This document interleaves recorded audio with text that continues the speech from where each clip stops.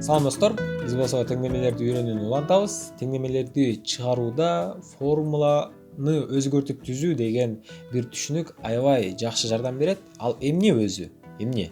Бул мен айтып аткан сөздөр эмнени түшүндүрөт? Азыр мен силерге көрсөтүп берем. Кандайдыр бир формула берилсин, мисалы бул жакта с барабар 2πr 2πr бул айлананын узундук формуласы. Албетте муну кийин геометрияда түшүндүрүп берем. Бирок буга баш оруштун кереги жок. Биз азыр бул жактан могул жактан кандайдыр бир тамганы айтат, ошол тамганы табышыбыз керек да. Мисалы мен r'ди тап дейин, r'ди. Анан биз r'ди табышыбыз керек. R барабар мынча депчи. Кантип табабыз? Биз мынакей эмнени сурап атат? R'ди сурап атат. R болсо, айлана жанында кошуналары көбөйтүү болсо, R'дин өзүн жазабыз дагы, жанындагы ким турса ошонун баарын тең эмне алып салыш элек? S'нын астына түшүрүп салабыз. 2π. Демек, R барабар экен C бөлүнгөн 2πге. Көрдүңөрбү? Мына R'ди ушинтип таптык. R деген ушуга барабар экен деп. Ал эми мен силерге азыр тапшырма берем, достор. Силер πни тапкылачы, πни. Ана πни тапкылачы. Π барабар мынчага деп. Албетте мынакей C барабар 2πr. Мага деген эмне керек? Π керек. Туурабы? Π керек. Πни табыш үчүн мен деген πнин өзүн жазам дагы, S'нын астына πнин жанында ким турса ошонун баарын түшүрүп салам. 2 анан r турат. 2 астына түшүт. Демек, мынакей жооп π барабар C бөлүнгөн 2 радиус. Мына болду, ушинтип өзгөртүп түзүүдөн ушул эле достор, башка кыйынчылыгы жок. Албетте, кичине кыйынчылыктар бар, аларды түшүндүрүп берсем, такыр силерге эч бир кыйынчылыгы жоктой сезилип калат. Мисалы, арифметикалык прогрессиядан формула AN барабар A1 плюс N минус 1 көбөйтүлгөн D. Эми бул формулаларды силер түшүнүшүңөр керек эмес, достор, милдеттүү түрдө. Мен жөн гана көрсөтүп берейин деп атам. Карайбыз. Мен азыр силерге N'ди ушул жактан N'ди тапкылачы десем, эмне аласыңар? Мына могу N'ди табышыңар керек. N барабар мынчага депчи. Мындай кылабыз, достор. Эң биринчи бул жакта бөлүп турган эмне? Бөлүп турган плюсту карайбыз. Плюс бөлүп турат. Демек, бул өзүнчө өлкө, бул өзүнчө өлкө. Демек, бул өлкөнү жок кылып салалы. Башкача айтканда, муну биз бул жака минус белгиси менен алып өтөбүз.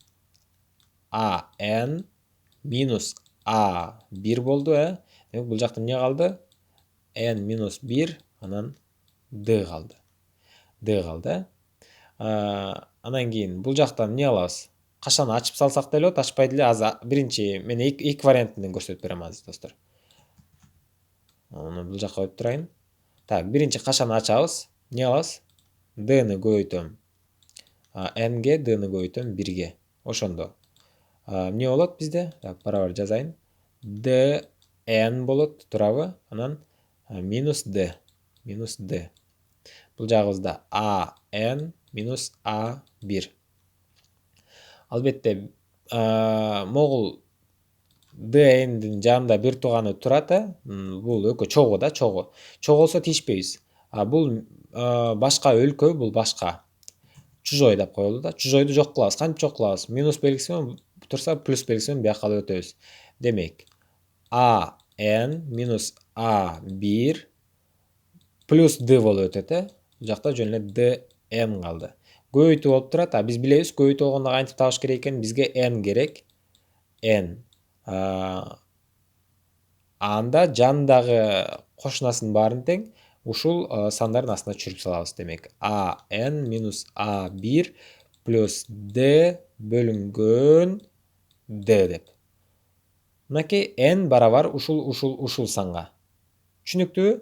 Эми бул вариантын карап көрөлү. Бул дагы бир варианты бар. Мындайраак коеюн. Так. Бул жазылды ушул бойдон кетти. Биз болсо бул жакта көбөйтүү болуп турбайбы? Могу керек да магачы, азыр ушул керек. Ушуну өзүн жазып алам. Анткени биякта n бар да, бизге n керек болчу. N минус 1 жазып алам дагы кереги жоктун баарын астына түшүрөм. Мынакей. Бул жака астына түшүрөм да. А n минус A1'дин астына түшүрөм. D кылып.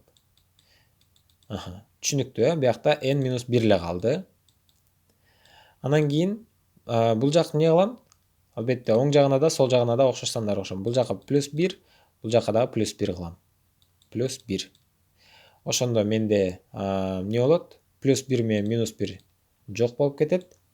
Анан кийин менде жаңы бир формула пайда болот. Так, азыр могул жак плюс 1-ди жакшыраак жазып коеюнчу достор. Плюс 1 деп. Плюс 1 барабар болот. Демек n-ге. Башкача айтканда, муну мындайдан эле жазсак болот, достор. Мынакей карасаңар. Плюс 1-ди бияка жазайын да. Жок. Мынакей an минус a1 бөлүнгөн d, плюс 1, 1-ди мен 1 бөлү 1 деп алсам болот, туурабы? 1 бөлү 1 деп алсам болот. Эми бул жака эмне жетпей атат? Бул жакта d жетпей атат. d-га көбөйтөм, d-га көбөйтөм. Барабар. Бул жагыбыз n болсун. Астылардын баары жалпы бөлүмү d болуп калды, Демек анда мен d деп эле жазып алам. D. Бул жакта d, бул жакта d. А үстү an минус a1 плюс d барабар n-ге. Мынакей формула келип чыкты. Албетте бул татаалыраак жол экен. Формуласы бирок милдеттүү түрдө келип чыгышы керек болчу. Мынакей. Эки формула окшош эле болду. Түшүнүктүү, өзгөртүп түздүк. Мынакей достор, бул болсо формулаларды өзгөртүп түзүү болчу. Азыр мен силерге ушул жактан эле дагы бирөөнү көрсөтүп берейин. Ушул тамгалардын арасынан эле мынакей. Мен деген силерге табыш керек дейин. Силер милдетиңер болот, табыш керек болот азыр.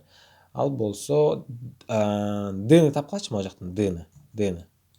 d барабар мынча деп.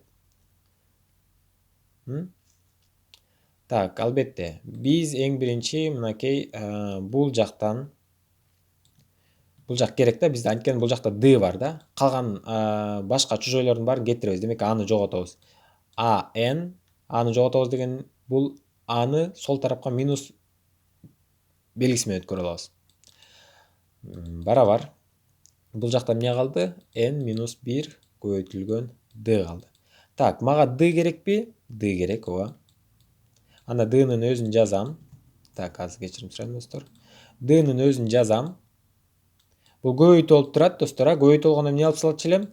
Албетте, n менен a1-дин астына n минус 1-ди түшүрүп салам. Демек, жанындагы эмне болсо ошонун баарын тең түшүрүп салам. Мына болду, d-ны таптым. d барабар n минус a1 бөлүнгөн n минус 1.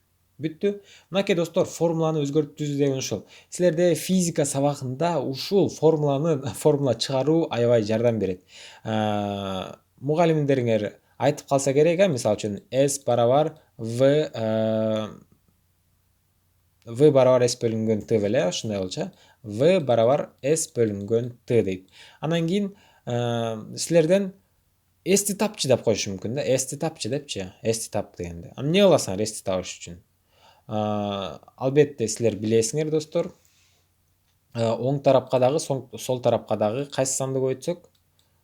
t-ны көбөйтсөк, анан t-ны көбөйтсөк, эчтек болбойт. Оң тарапка да, сол тарапка да окшош санды көбөйтсөк эчтек болбойт. Бул менен бул кыскарат дагы. Бул жакта s бар, анан бул жакта v көбөйтүлгөн t. Кыскасы ушинтип формула чыгарып кете беребиз, достор. Мынакей, силерге түшүндүрүп бергенге аракет кылдым. Эгерде силер түшүнгөнгө аракет кылсаңар, анда чын эле түшүнөсүңөр, достор.